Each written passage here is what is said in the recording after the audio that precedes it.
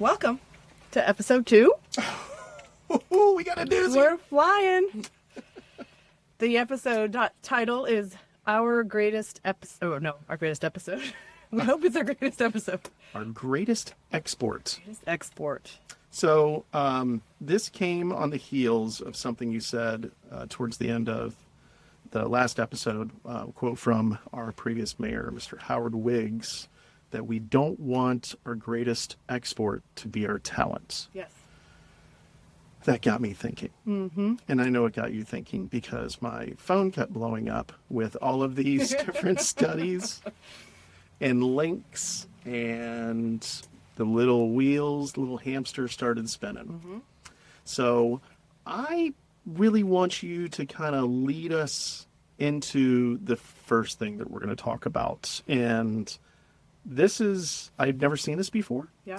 I didn't know this existed. And it is a wealth of data that I think we need to take a little bit of time to get into.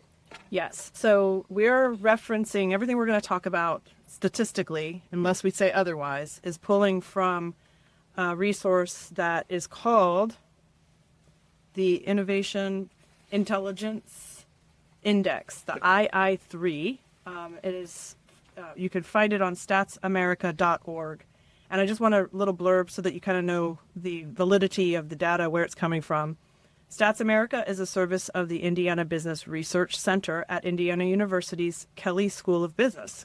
This initiative is funded in part by the U.S. Commerce Department's Economic Development Administration. So it's information that the federal government is investing in. The statistics are validated through the research that the university is doing, and then it's published on statsamerica.org. Correct. And of course, with all of the things that we're going to be talking about today, because I think it's important that people can go in and actually look at the same stuff that we were looking at. Right. In the YouTube and all of the podcasts, And the show links, yeah. all the show links, we will have links to all of this data. It's a wealth of knowledge, and we really think you should go in and take a look at it yourself. And there are other tools. We're focusing specifically on the innovation intelligence data, but there's also geographical data. There's more information. You'll spend hours in there, as I have, poring over different things, especially because you can pull specifically to your geographic area. So, and that's just what's fascinating to me, is we a lot of times feel like we're lumped into data that may or may not be specific to us, to Polk County. And this is not that we're not lumped in. This is specifically pulling from Polk County data. Right. Now, before we get into this, I want to have a little chat about my experience last night, putting together the last little touches for the show here. And I had a lot of data, and I sent you the show notes. And is this your disclaimer? Yeah, this is my disclaimer. And I appreciate your feedback on it, because it helped me come back to the data this morning and take a little 30,000-foot view after my wife rightfully so excoriated me last night about my conclusions, my initial conclusions about the data, which is something that we're all guilty of. You know, we have our own biases, and sometimes we take a look at data and just use them to kind of help back up the biases that we already have. We already know what we're wanting to say about it, right, and we pick and choose the numbers. We're just looking to be affirmed in our bias. We want someone else to agree with us. And I'm guilty of it. We're all guilty of it. We all are. Yeah. And I think that that's why it's important to have someone look at it and not just, take it and run with it, but have a separate set of eyes on it and say, well, what if you're wrong? Right. Well, we don't want to live in a bubble or in an echo chamber. Right. And I think when we have that self-awareness, as you said, you're like, this is why I love my wife, because she can help me see things that I can't see in my own head. Yep. And I think that's an important component. Now, it's funny that you didn't tell me any of that, and I also shared some of my concerns about the approach for the show. And I'm glad that you were able to have someone else on the other side, helping you get there, because you said you were really angry. I was very angry. There was a lot of emotion when we were starting to put some of this information together, and I was sharing links. And to say what I said in the last show, I will continue to say, I get frustrated. I get demoralized, and I get really discouraged a lot of the time because I am not the person who is the research analyst. I'm not the person I'm an interpreter of what I see in the community. And when I'm conveying what I see to others, people will nod. You and I have had great conversations because we agree, because we're kind of in an echo chamber, so we're calling that out. But when I shared that I have had that conversation numerous times, I can't even count how many times I've had similar conversations to conversations that you had where we were raging against the machine and I'm trying to talk you down and figure out what's the solution. I've done that so many times in the last 15 years that this is why I'm on this journey, because there is a problem. We don't necessarily have the data or the information in our hands to be able to look at it and go, oh, here's the problem, let's go fix it. I feel like the people in our community, if they could see it the way that we see it, would set about on their journey to solve problems or to at least have conversations that we aren't currently having. I agree 100%. I think when we talk about, I see it, that's a subjective approach, right? I see it. These are things that I witness. Correct. And, subjective is sticking your hand outside and going, it's a little chilly, I better throw on a light jacket. Yes. Objective is understanding that the temperature is now 65 degrees, but by the time you get in your car to come home, it's going to be 45 degrees. Right. You're going to want to grab a thicker jacket. Yep. And so it's important to be able to have the subjective approach that kind of guides you in the direction that you're wanting to go, or at least give you a 30,000-foot view of what is happening. Right. But it's just as important, if not more so, to be objectively into the understanding as well, to be able to have the hard data behind it, to be able to make a more strategic decision about what's going on. Right. And that's what this is. Yeah. And we've got some stuff that we want to go over. So all right. Lay it out. Could you understand the data much more in a much more process guy, analytical way. So you introduce the data that we're going to talk about. So when we look at the I3 data, it basically talks about how are communities poised for innovation and development. Are the resources being put where they need to be, and kind of what is the current situation within the community. And so we looked at Polk County, and Polk County had some greatness going on when you look at it from the 30,000-foot view. We talk about one of the first things in the innovation intelligence score is the human capital and knowledge creation. And when you look at the score, basically 100 being the middle of the road, and anything above 100, obviously you're getting much better. And this is pitted against all 3,000 change counties within the entire United States. And so when you look at a 30,000 square foot view, when you look at human capital and knowledge creation, we actually score quite well, right. Especially when you look at the peer group. And our peer group, when we're going to talk about today, our peer group is going to be Pasco County, Marion County, and Lee County within Florida. And the reason that we chose those is they have a very similar demographic, very similar population size, very similar household income, median household income. And obviously they have proximity to Polk as well. So we're not comparing apples to oranges, saying, with an out-of-state county and different, laws and regulations and all of that. These are within Florida, not just within Florida, but fairly close to us.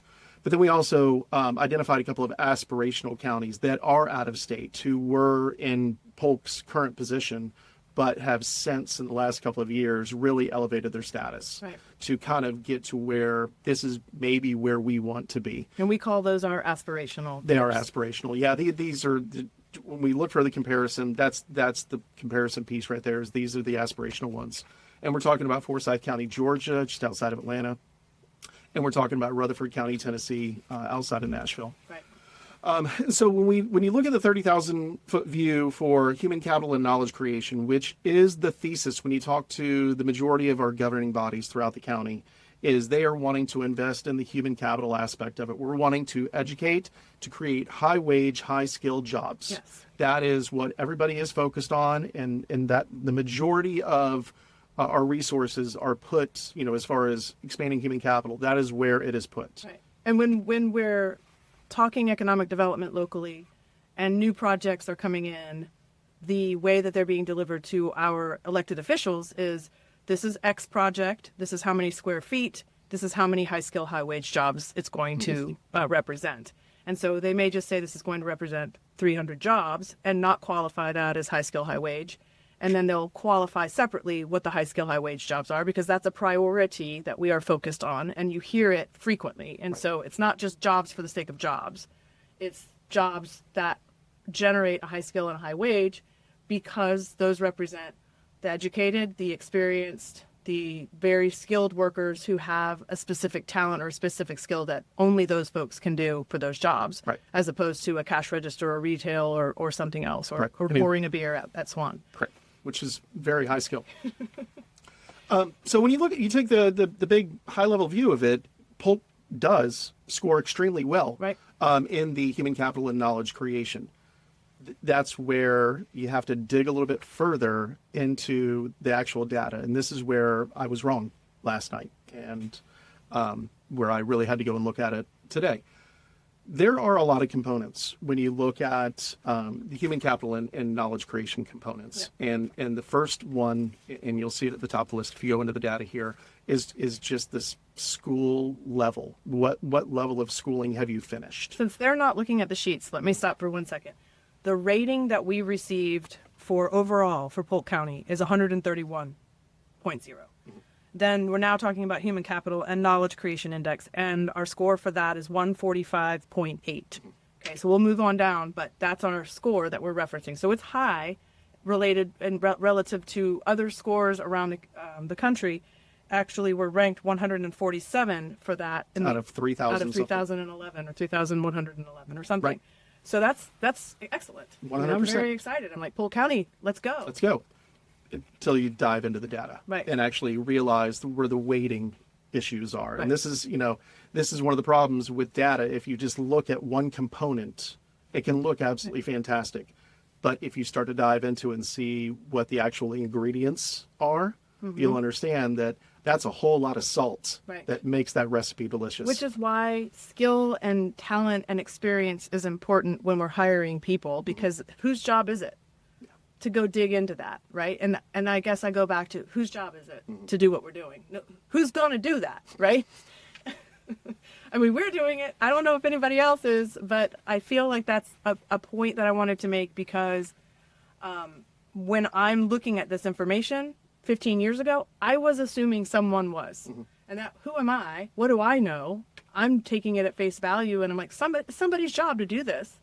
And I'm not so sure right now that anybody is paying attention to these details. Oh, I think they are, but they're, again, taking a look at the 30,000-foot view. Right. They're not actually... Well, that's what I'm saying. Whose job is it to dive in? Like, we're about to dive in. I don't know. Right. But when you go a little bit deeper and you understand where that weighting comes from, the majority of the weight that puts us into that 145-point change on that index comes from what's considered a university-based knowledge spillover. I didn't know exactly what that meant, so I had to go and look into their methodology to see what exactly does that mean. So that means the amount of R&D monies and the technology that is being put into operations for businesses that are around universities. So the idea is the university is creating the knowledge workers, and they are doing the R&D, and they're doing the technological development, and then it's spilling over into these industries. Right. That is the idea. The majority of that is focused in one, maybe two areas of the entire county. Right. So that's skewing heavily a little bit, right? skewing significantly. You know, when you look at the tech sectors, you're basically looking along I-4, which, in all fairness, is where the majority of the jobs lie within Polk County. But it's really that northeast quadrant, Right. where we are getting a lot of the R&D and technical development, and we're showing that that is related to university because we have Florida Poly out there, Right. and so that data really it doesn't. It doesn't tell the whole picture. It doesn't tell of the Polk whole County. picture, Yeah. right? And then the other one, Well, but it also is important. It's an asset. sure, We have these great resources in our county, so we celebrate and we go, yes, we're so glad that we have you. Thank you. And there's more to the story. Right. Right. the other component of the reason that our score is so high is the mere fact that we've had serious inflows of people. Absolutely. You know, Unprecedented. Unprecedented. I mean, we're the second fastest growing county in the entire United States. And so just from the sheer volume of people moving here, that has heavily weighted our human capital Yes. aspect of it. It's not necessarily that it is high wage, high skill. It's just we've got more people coming in. Right. And it's those two components that have kicked up our score. Yeah. You know, if you were to remove those, it paints a little bit different picture for Polk County. And I think that it's important we go a little bit further into it to kind of understand why. The next one are the jobs attributed to establishment births. And we talk about establishment births. Those are new businesses that are opening. So jobs attributed to new businesses opening versus total employment ratio. And you know what? In our peer group, dead last. We're the last one on the list. We are the last one on the list. So that means that the jobs that are getting created aren't creating, the new businesses that are being created are not creating the new jobs. Correct. So what we're focusing on are maybe high skill, high tech jobs that don't necessarily require a whole bunch of people Right. or don't require those high skill, high wage earners Right. in any kind of capacity. And there's a lot of different varieties of ways that those jobs can be fulfilled. If they're not required to be on site, they could be remote workers. 100%. So we're bringing these, high skill, high wage jobs, but we don't really know enough. I don't think we know enough about the qualifications of where they're living to be able to say, I mean, that's great that they're bringing these jobs. And most jobs, at least, are probably in geographical proximity. We'll get to kind of this where the talent may be living and where the talent may be working. But I think that's an important qualifier as Yes. well. So that being said, the next aspect of it, when we, since this is a podcast focused on business, we want to look at proprietorship rate. And again, amongst our peer groups, and especially compared to places like Pasco and Lee, those are our direct peers, We're far behind. way behind. Our score is 122.1, Pasco 189.4, Lee 168, and even Marion at 153.4. We are not creating those small businesses. We're not creating small businesses that are creating jobs. The jobs. Right. We, in the economic development terminology, it is non-employer firms. Yes. It's the sole proprietor, it's the consultant, it's the one-off person that's creating a job for themselves and really have no desire or interest in scaling or going to that next level. They're working from home. They're not using real estate in the community. I mean, they may be renting space in a co-working space or something like that. But there's a very large number of those in Polk County, based on the research that I've done prior to this conversation. And so that's where my heart and my passion and my desire is like, how do we get those folks to either decide, you know what, I might be ready to hire somebody, or maybe even the one step over the adjacent column of the 2 employees to hire a 3rd employee and the 3 employees to hire a 4th employee, because that is our largest number of businesses in quantity, not necessarily in jobs. Right. But the question remains why? If Correct. we have seen such explosive growth and we know that we need these businesses here, why aren't they building? Right. I think it goes back a lot to the human capital aspect of it, is being able to have the people there to be able to perform the jobs, be able to do it. There are certainly workforce shortages. Yes. And everyone is feeling that. And we're all talking about workforce shortages. Yep. And then there's also, I think, this, I don't know, we'll get into this too, but the marketplace doesn't necessarily support the small businesses enough to warrant that scalability to that to take the risk of going, all right, I'm ready to hire. I've had hundreds of conversations. It's like, I have enough work for the people that I have, but I don't have enough work for one more person. Right. How do we get ourselves to that, getting enough work for that one more person, or the 2 more people, or the 5 more people, or to add in a department, or to buy a new truck so that we can have those projects that we're taking people out on? I don't know the answer. And I want to clarify, I don't feel like either one of us are approaching this conversation as if we have the answers. I feel like what we're really trying to do is articulate where the problem is so that we can identify how what resources need to be allocated and conversations need to be had around how to support the smaller business conversation, the smaller business sector, because I feel like there are very intelligent, brilliant people working on bringing those new opportunities to Polk. All of that's working swimmingly, right? But there is this gap, and the gap is so evident in this data. So I'm gonna let you keep going, but just adding my side commentary to explain why this is so important to me that we're taking time on this episode to just really dig into it. But I mean, but it really goes, and it kind of answers your question. This last little bit of data here, you know, we talked about proprietorship rate being dead last. You look at our GDP. The Polk GDP is right there with it as well. Yep.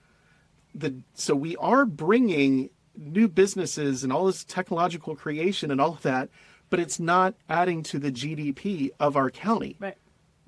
And we'll get into the reason why in probably in our third segment as we go out, and when we start to look at the inflows and outflows of where our people are going. Right. It kind of ties this all together. And when we talked about Howard Wiggs stating we don't want our greatest export to be our talent, that specifically, when he said it, was really in talking in our graduates from our universities. We have great universities in our community, and when those kids graduate, what we've found, I've hired interns, I've had conversations with graduating seniors, I've done several things, and the question we always want to ask is, you know, where are you going to go next? And the answer is wherever I can get a job.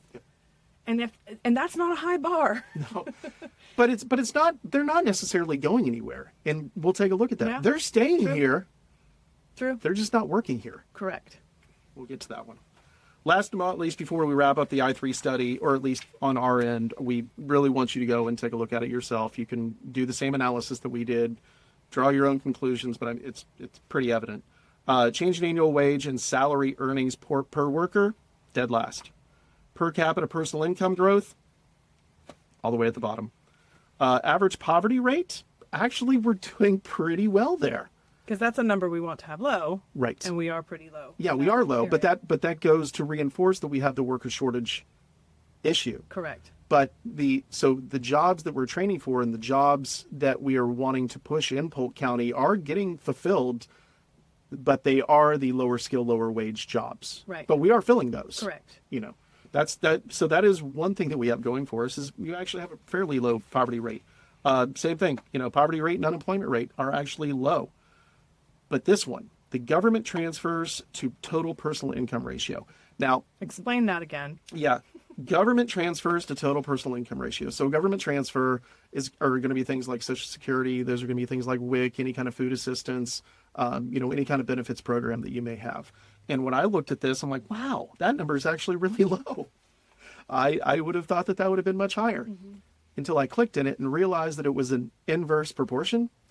And so the lower the number, the worse off we are, which means that we have more direct injection from the federal government, you know, more services being applied to more people within the county than others. And so we wanted that number to be higher. Right. And it is low. So that just means that we have a working poor class within Polk County. They are taking advantage of the government services because they have to be able to put food on the table, to be able to pay rent, to be able to. Yes. And in a recent conversation with the leadership at United Way of Central Florida, there was a conversation about the Polk Healthcare Plan. I don't know what you know about the Polk Healthcare Plan, but I'll tie it into this very quickly. There are roughly 47,000 Polk County citizens that are uninsured and therefore eligible for the Polk County Healthcare Plan. And when I say uninsured, that means not even getting Medicare, Medicaid. They don't have any insurance at all. So we know a lot of people know about Lakeland Volunteers in Medicine. There's also the Polk Healthcare Plan. And where that is interesting to me is that we've got this number of people with jobs that are also not insured, and that is where those social services are coming in, and that money is being spent to support them. However, only 4,500 of that 47,000 people have availed themselves of that resource, because I don't know the answer to that one either, but we're working on it. But everything is a work in progress. But if you think about that, there's 45,000 people, 42,000 people walking around uninsured and don't have a doctor and don't have a place to go to get medical health. And that is another burden on the economy when disaster strikes. I mean, but that's one of the reasons that you want to push for economic development, because economic development leads to personal development within our workforce. Yes. You know, they have the ability, you know, we talk about, oh, lift yourself up by your bootstraps. That's great. Right. You know, but your economy has to be able to lift the people up as well. Well, and if you look at the hospitality industry, which you're familiar with hiring people in the hospitality industry, most of those jobs don't come with insurance because those are, you know, pretty quick turnover, and most of them are part-time jobs. So that they just don't qualify. That just doesn't make sense in the business world for a hospitality business like a brewery to provide them with an insurance package. Yeah. And so those are the kinds of people that we're talking about. We're not just talking about, you know, homeless. We're talking about working people that just also, because of the rising cost of insurance, can't afford insurance, and therefore that's their reality. And they're just praying that nothing bad happens, that they don't get sick.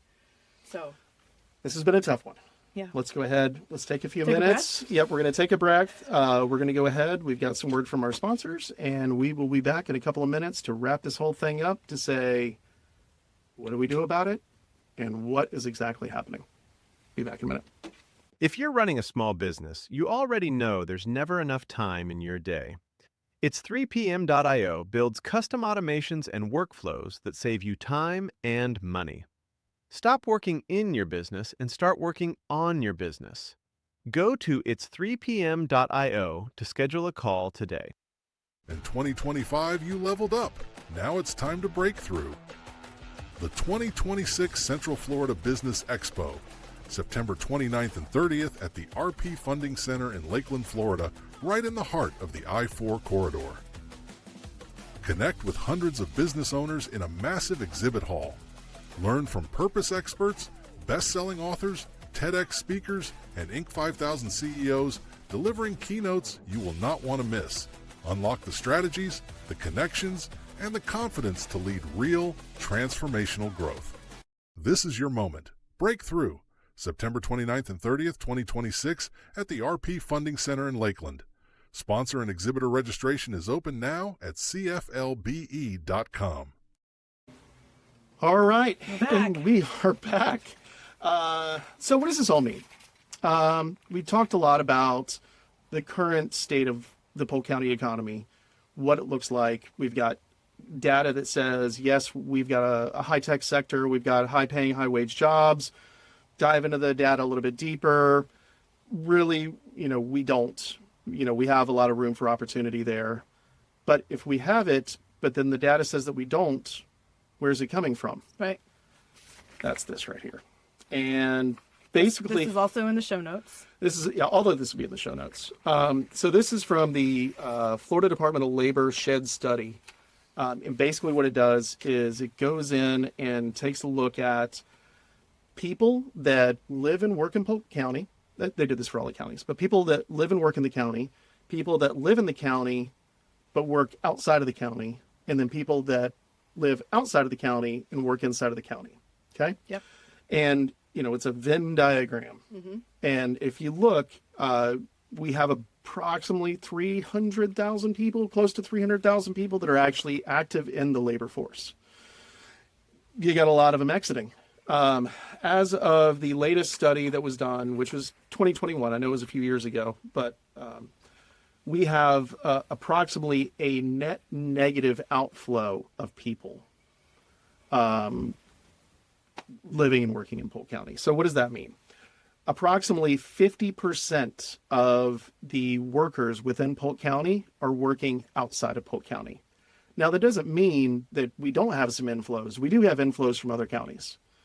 Now, when I first looked at this data, I thought, well, that makes sense. You know, the people in the northeast corner of the county, they're going over there, they're going to work for the Mouse or whatever. And then, you know, the people who live over here in Lakeland, they might be going to Tampa or, you know, at least, you know, the Brandon, the east side of Hillsborough County, something like that. And yes, that is where the people are going. It's not necessarily the Mouse or anything like that. The majority of the people that work, that are working outside of Polk County but live here are working in Tampa and Orange, a little bit in Osceola County as well. But what's interesting is, what do those numbers look like? And the ones that are going outside of our county are the knowledge workers. The knowledge workers are the ones that are getting up every single day, going up to I-4 and heading east or west. Right. they're not coming in. Well, there are some. Some. Right. There are some, but They're not. Those numbers aren't even. no, those numbers are not even at all.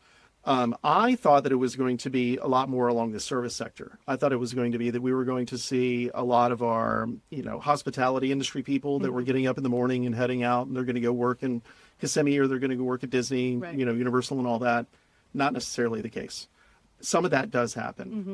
But what you see is you see about the same amount of people in those industries coming from Orange and Osceola as well. Okay. It basically is an offset. They're coming over here to work, whether it's our golf courses or any of our resorts up in the Northeast corridor as well, even downtown here, to come in to work into any of our restaurants, et cetera. So that is kind of an offset there. But what you really see is you see the outflows of the knowledge workers, the people that, do have those high skill, high wage positions, but they can't find those positions here in Polk County. Right. So they're going somewhere else so that they can get paid what they feel they need to get paid. Yeah. Now they're staying here because the cost of living is significantly cheaper. Amen. Yep. And I mean, one of the reasons we love Polk County. Right. I love it for a lot more reasons, but I really do understand that it is a lot cheaper to live here than it is in Tampa and Orlando. Right. So what this data says, the labor flow data sheet that we'll have on it, is basically Polk County is the dormitory. It's the bedroom. It's the bedroom community. It's the bedroom for community. Orlando and Tampa. Yeah. So the opportunity arises then for all of these outflows. How do we create the environment that allows those businesses to be here? Because it's great, and the argument can be made, well, that's wonderful. They're bringing their paychecks back here and they're spending it in this community. So what's the big deal? We don't have to deal with having the businesses and putting up with all of that and the waste of resources if they're just bringing their paychecks back here and spending it in our grocery stores and our restaurants and going and doing all the third place things that they want to do here. Yes. But that also means that we don't have those industries here. Right. We don't have the revenues that those are creating Correct. and the prosperity that those are creating outside of the couple of jobs that they, might be sending the paychecks home back to Polk County for. Right. And that brain drain, I guess, if you will, is evident in the business community too, right? So we're talking about jobs, but how does that relate here? And I think anecdotally, I have, when we started this conversation, I said, I can think of 5 people right now who are business owners, entrepreneurs, who don't do any work in Polk County, but they're intelligent, excellent business owners doing great work outside of the county. But when you have a conversation like, why aren't you here? Why don't you have a storefront? Why aren't you marketing in Polk County? Ain't my market. I can't get work here. They don't hire me for the work that I do here. I go to California. I'm traveling all of the time because the work I do may be too sophisticated. I don't know how to say that, but maybe it's the market isn't strong enough here in Polk County for them to be able to find enough business for them here. Does that say it accurately? I think that's Not in an offensive way? it's not offensive at all. But I think we need to stop worrying about being offensive. We just need to talk the truth Well, here. I also want to be kind. I know. Let's be kind about it. But I think that it's important to be able to have these honest conversations, though. Again, like we said last episode, we have them in private. Right. Between 1 or 2 people, it's Right. perfectly fine. Right.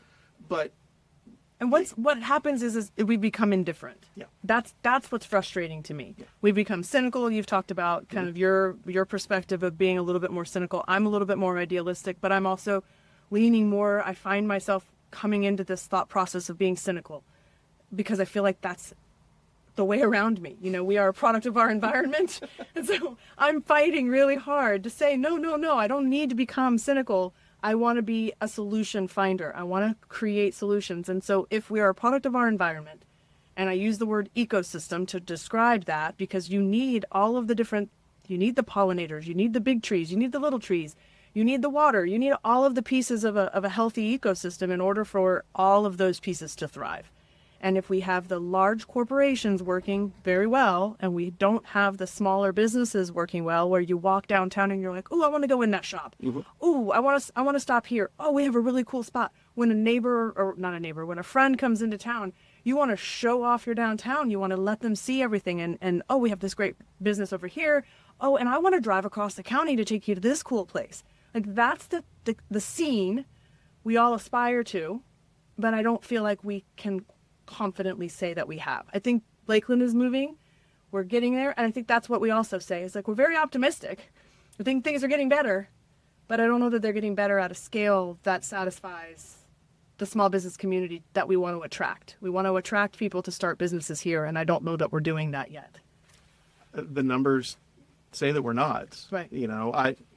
That's the objective side of it. Mm-hmm.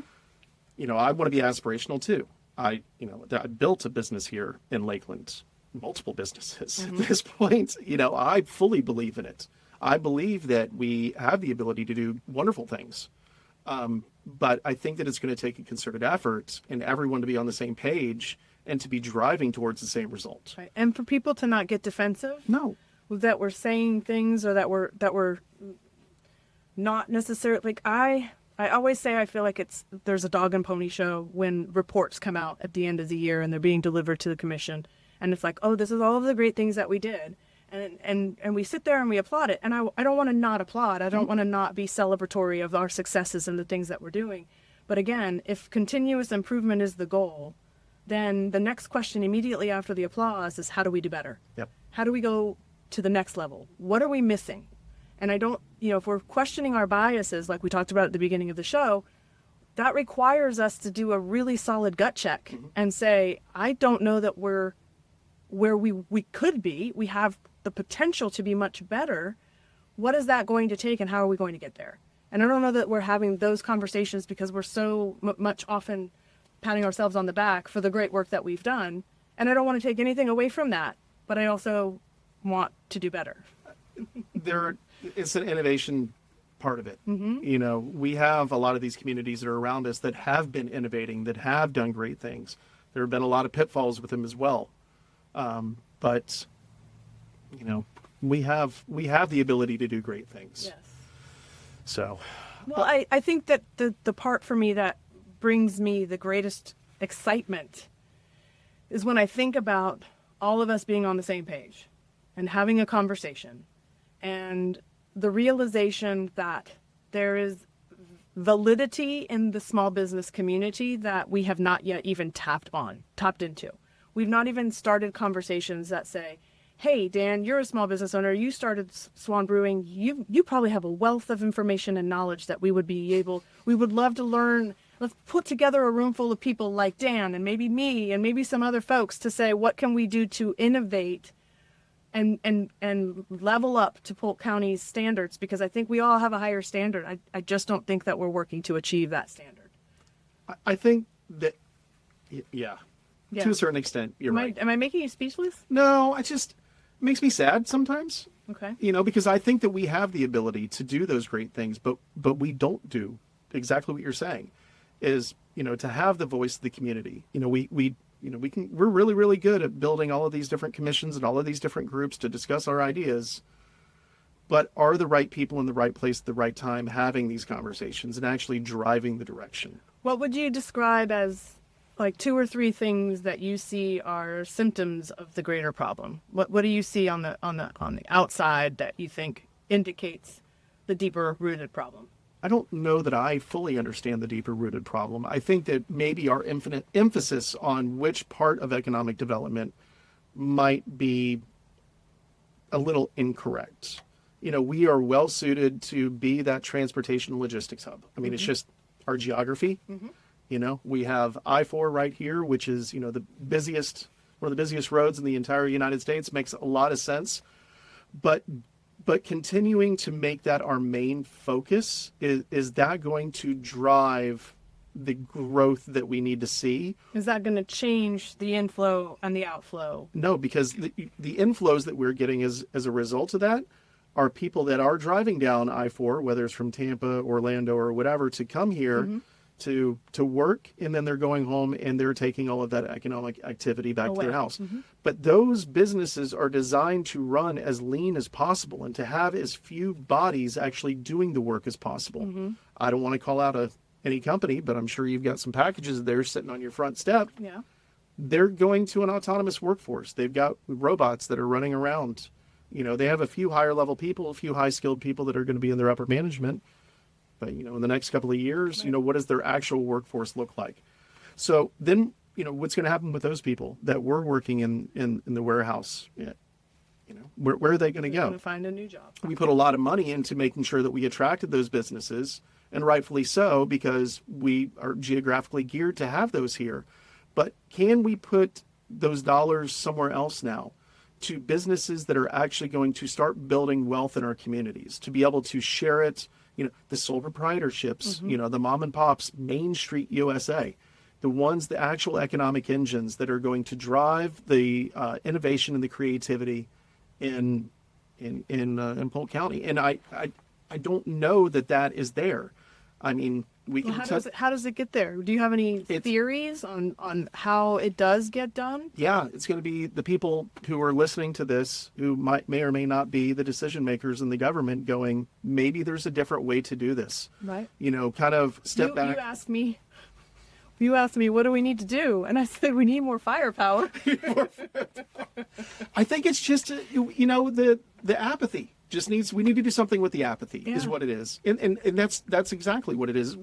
We're perfectly fine. We're perfectly happy being where we are in certain circles. Right. They don't want things to change. That, they're sitting pretty. They don't. Why do we need to change it? Everything's working just fine. Everything's working just fine. It's the other 90% of the people that are not feeling those same feelings. Right. Well, we talked about budgets and priorities last time. I think if you follow the money, right, you see where the priorities are, and you understand these are the top 5 things. If you look at where we're spending money in a county level, where we're spending money at a city level, these are the top 5 things that are of importance, right? So cool. That's great. Again, I go back to when I went through the Leadership Lakeland program, and sitting in city economics day, right? And I'm watching what I call the dog and pony show, which is like, look at all the things that we're doing for our economy, and everything is wonderful, and it is wonderful. And I remember saying, I'll call him out, Jason Willey, who works for the city. He was in my class, and I was sitting in the bus next to him, and I said, Jason, there's not one bullet point, let alone slide, that talks about small business or entrepreneurs at all in that presentation. Now, that has changed, because that is a long time ago that I went through Leadership Lakeland. But we need more, right? There needs to be initiatives whose dog and pony report needs to be, look at all the great things that small businesses have done this year. Look at all the new businesses that have opened. Look at all the new employees that they've hired. Look at all the square footage that they have leased. Look at all the new buildings that have been built. Look at all of these great things that small business are doing, because that is an economic driver for the people to have jobs and come to Polk County. And if we're not telling that story, nobody knows that story. And we're seeing it. And we're also, then the other part of that is like, all right, what can we do better? Well, these are the businesses that closed. This is why they reported that they're closing. They moved away, or they just closed because, they ran out of money, or whatever that story is. But then we need to do something to figure out how to shore up those resources and make sure that the very fragile small businesses that they are, because very many of them are not capitalized. They don't have, and some of them have cashed in their retirement to start this business. I mean, you can call that stupid, but I call it a dream. And, some people look at it from one lens and some people look at it from another. But the reality is, this is the people that are taking the risks and investing in home, and not taking their money, not taking their marbles, and going somewhere else. Right. They're not building somebody else's economy. They're building it right here.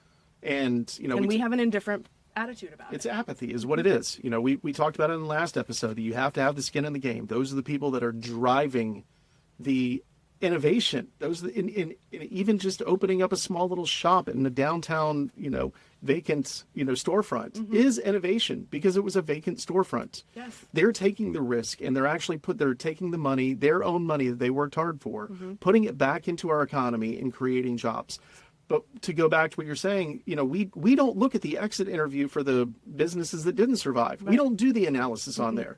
Why did you only make it 6 months, 9 months, a year? Was it because you weren't fully capitalized, or you weren't capitalized enough that your rent clock started ticking before you could even get, your CO?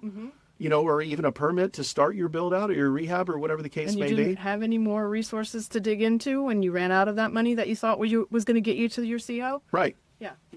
And so but that again, it goes back to the apathy part. We need to be able to look at those and understand, why are things surviving, why are things thriving, and why are things failing. Right. And to, once we understand exactly why that happens, we can begin to make plans for how to have a little bit of a curative assessment into our small business situation. But first and foremost, we need to understand that those are the economic drivers. It's great to continue to dump money into having these, different giant buildings up Attraction and retention. Yeah, up and along I-4, but that's not going to drive our economic engine. That's, those jobs are getting more and more automated as the days go by.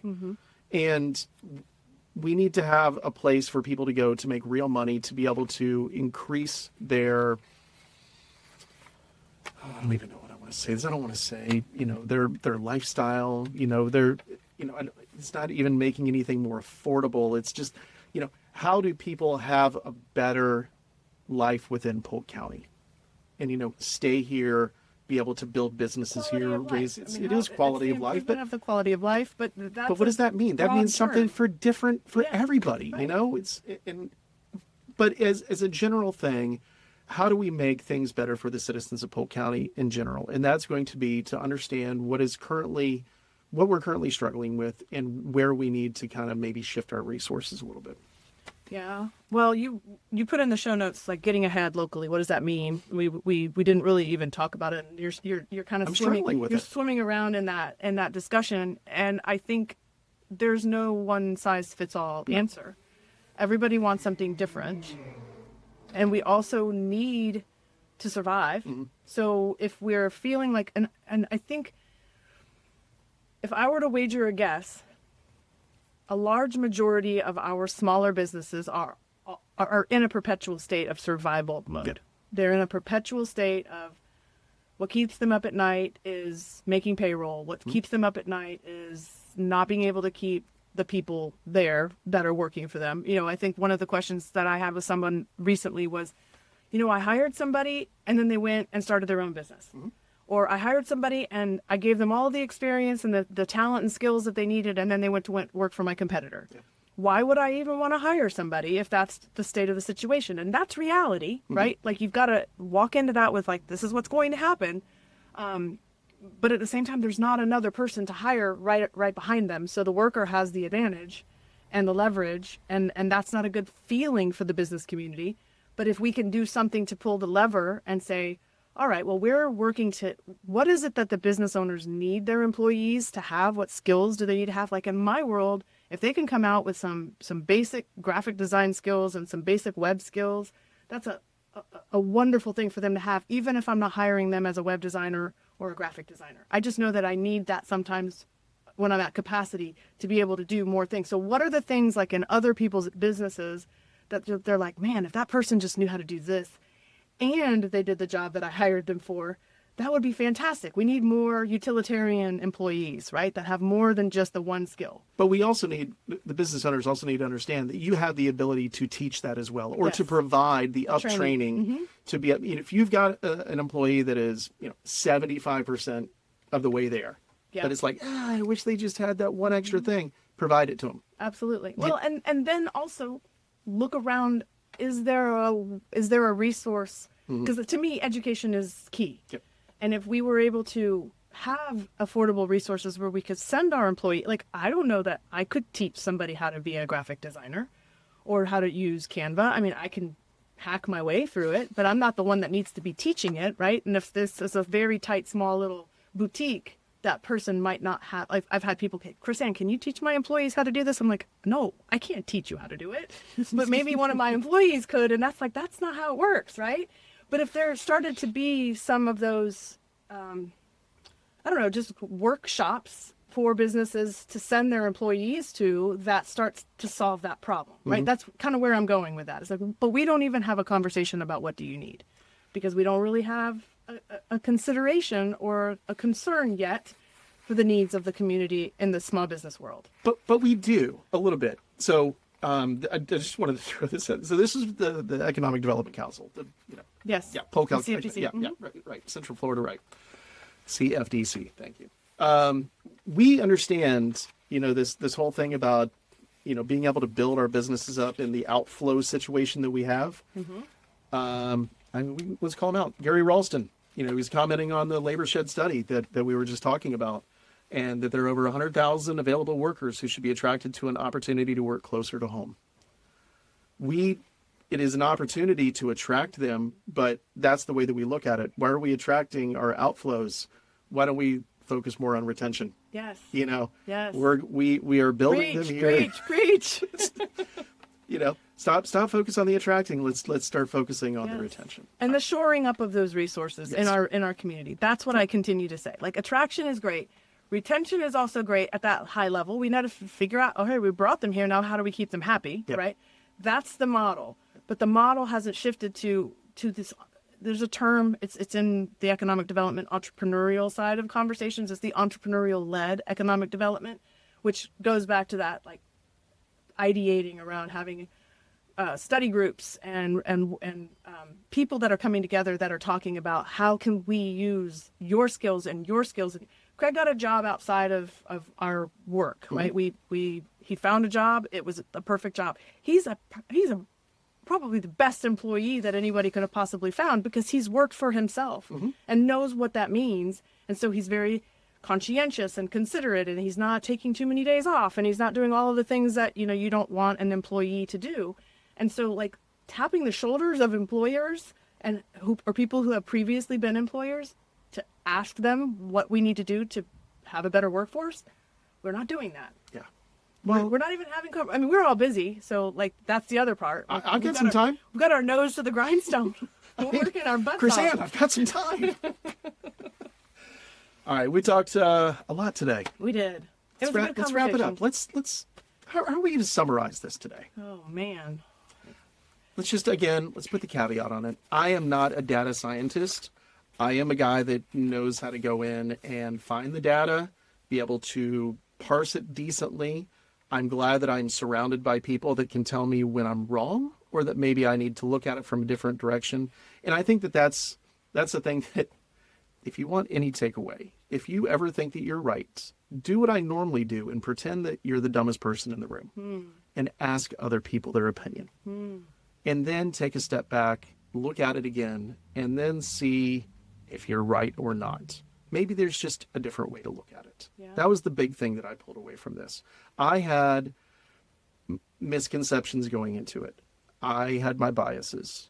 I was glad that I had people around me that said, maybe you should look at this a little bit different. Right. And understand that maybe the problem you think is not the problem that is. Right. I think that's good. I also feel like opening up this can of worms and thinking about the comments and the questions and knowing that, we can point the finger all day long. But what I meant when I said we need more firepower is we need more voices vocalizing the concerns. I walk into rooms and have conversations and I walk out of there, they don't get it. They just don't get it. And it's not for lack of wanting to get it. It's for lack of perspective, because they don't see it. I was describing it the other day. I'm like, I'm not coming to you and explaining this problem like someone would have to explain homelessness or the unhoused, right? We don't see this problem. It's an invisible problem, mostly because our employers, our entrepreneurs and small businesses are proud. We're too proud to talk about our problems. We know that that's not going to get us anywhere. And so we're not sharing the challenges that we're dealing with on a day-to-day basis. We're just shouldering them and carrying on and figuring things out. If we've ever gone in and said, all right, well, I'm going to join this organization, or I'm going to do this, or I'm going to go this way, and tried in Polk County and found that just didn't provide the value that we wanted or needed, we just went back into our little hole and continued shouldering the challenge on our own. Yeah. Because there's just not a community voice that says the things that we're saying, and then not feeling like it's an attack. I don't want this to feel like it's an attack to anybody. We're just wanting to share the data, share our perspectives and the experiences that we're having, and saying we want to do better. We want Polk County to be better. And we feel like one of the areas of improvement is in improving the climate for small businesses specifically, so that they can be more successful. I don't necessarily have an answer to what exactly that looks like, because every business needs to have an opportunity to share their answer. It takes a village to raise an idiot. Is that what No, you're trying to that's say? not what you're trying to No, say. it takes a. It takes a village to raise anybody brilliant and wonderful. I just smashed up two different things. No, you're not the village idiot. That's what you're trying to say. All You right. don't want to be the village idiot. Again, remember, we got the expo Maybe coming you up wanna in be the September. village idiot. Let's go ahead, plug a few things. All right, so Central Florida Business Expo is September 29th and 30th, and you can find out more information about it on cflbe.com. I've got big announcements coming, but I'm not ready to share them yet. So And we're going to put all of the links in the description.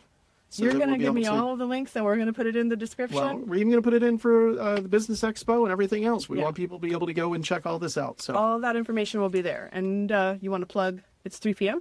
It's almost 3 p.m. it's almost 3 p.m. So We got to go. 3pm.io. If you guys need some automation, you need some help, kind of just getting a few hours of your life back, trying to figure out how to streamline your businesses. It's 3pm.io. I would love to have a conversation. Awesome. All right, well, what are we going to talk about next time? Let's put some levity Make it a in little there. bit more light? Yeah, let's go lighthearted Okay, next we're going to time. go light. Yeah, this one was heavy. I'm sweating. Thanks for hanging out. All right, see you later.